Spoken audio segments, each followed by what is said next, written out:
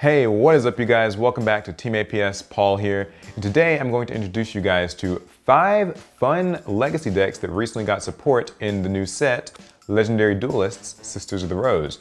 So this set just dropped this weekend and it has support for decks used by popular female anime protagonists. So you've got decks used by My Valentine, that's Harpies, you've got Cyber Angels, and a few others. And in this video, I'm going to break down all of them, talk about the new support, and maybe why you would want to build these.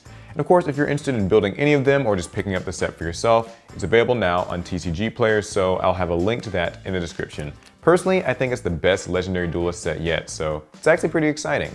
All right, let's hop in. So first we have My Valentine's Harpie deck. Now, Harpies have already existed in the game. They've always been a pretty fun, sort of casual deck. They involve using wind monsters, popping spells and traps with their field spell. They can make rank 4 Xyz or rank 7 Xyz very easily. But the new support actually revolves around Harpie Lady Sisters. So a new card we have here is Harpie Perfumer, which, when it's summoned, actually searches any spell or trap that includes Harpie Lady Sisters in the name. If you already have a Harpie Lady Sisters in the field, it actually searches 2 different spells and traps. So that greatly improves the deck's consistency.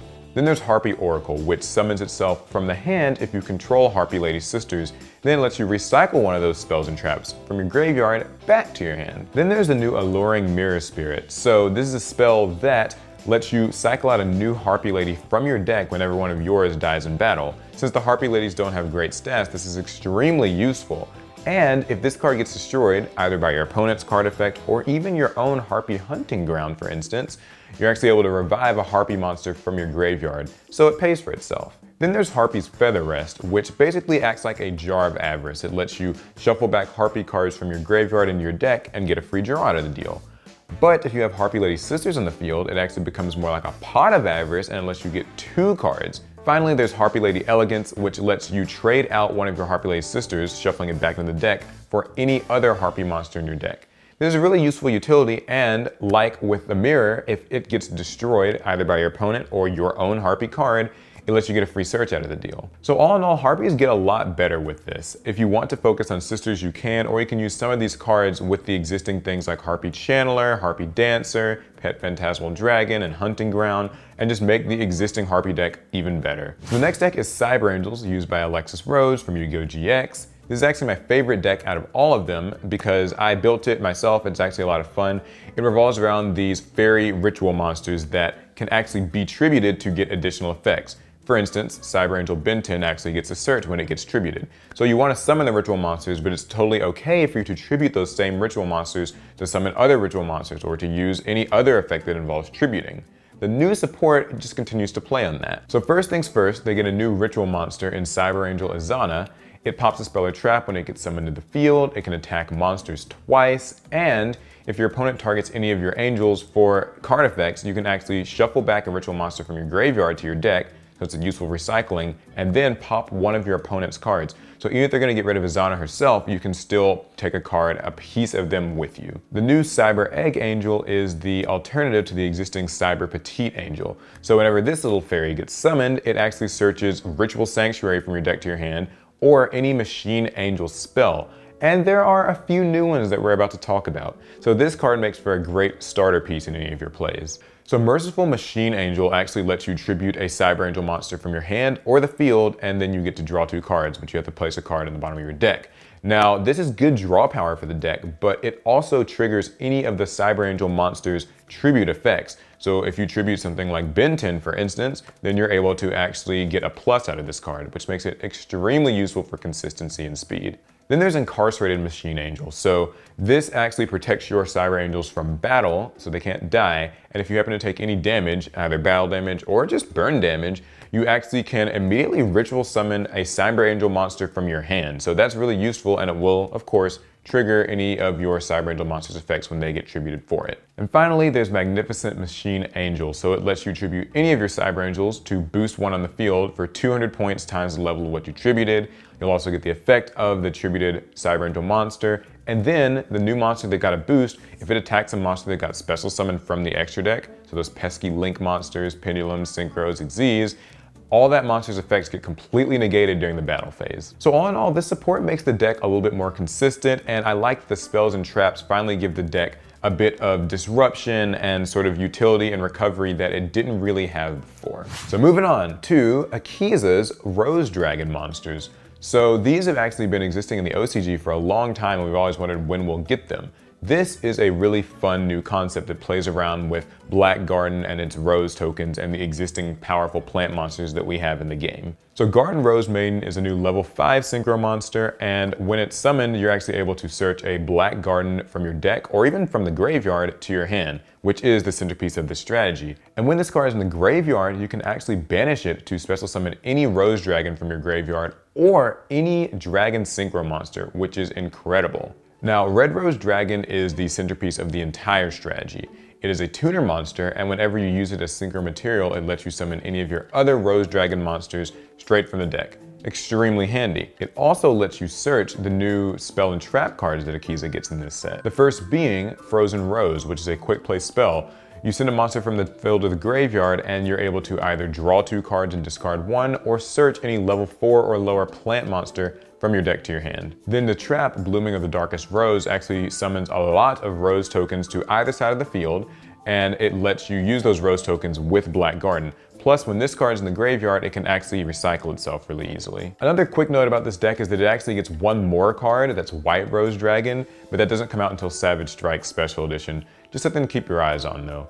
My favorite part about all of this is that you can combine Black Garden with a lot of existing plant support. Things like the Predaplant engine, Lone Fire Blossom, they all come to mind. And the Black Rose Dragon and Black Garden strategy can be extremely debilitating to your opponent. It can fill up their zones, make it hard for them to play, and you get to keep reviving things like Black Rose Dragon and other Dragon Synchros. So it's actually a pretty tough strat to deal with. Deck 4 is Rank 10 Trains. So this is probably the favorite, fan favorite archetype of this set, used by Kaboom from Yu-Gi-Oh! Zexal, an anime you should watch. Now, the trains have been an existing archetype, and they basically revolve around literally making just these huge monsters that have enormous amounts of attack points and can also deal burn damage.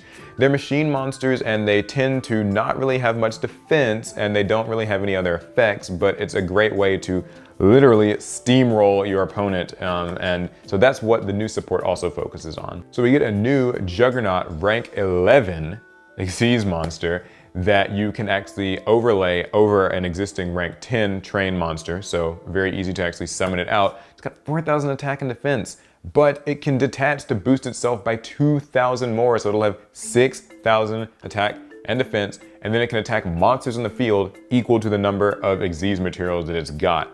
That's crazy. Then there's Super Express Bullet Train that can literally just summon itself from the hand as long as you have another machine, and it's level 10, so it makes making these Xyz monsters extremely easy. Plus, it gets back a machine during the end phase of the turn it was sent to the graveyard. Then there's Flying Pegasus Railroad Stampede, which actually isn't even necessarily just train support. It can get back any machine in your graveyard in defense position, negates its effects of course, and then you can target any monster and have it and that monster both become the same level as either of those things. So long story short, if you get back a train that's level 10, you can easily turn both this and the train into level 10, and poof, you've got a free rank 10 Xyz monster right there. Then there's Urgent Schedule. So this is a quick play spell. If your opponent has more monsters than you do, you actually get to summon 2 free machines from your deck in defense position. One that's level 4 or lower, and then one that's level 5 or higher. That gives you plenty of fodder to make your Xyz monsters, and if this card happens to be just set and your opponent destroys it with like their Twin Twisters or something,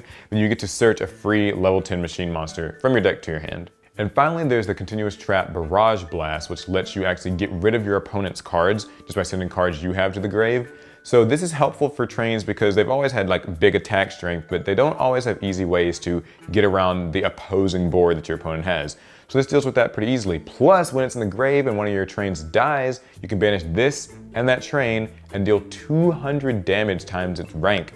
That's crazy. I mean, with rank 10 trains, that's like 2,000 damage when one of them dies. So far, I would definitely say trains are probably one of the strongest, if not the strongest, of the decks in this set. And since it's already a very popular meme in the community, there's really no reason why you shouldn't give it a try. Although it actually has some of the highest rarity cards in the set, so it's one of the tougher ones to get. And then finally coming in at number 5, we've got Lunalights, used by Selena from Yu-Gi-Oh! Arc 5.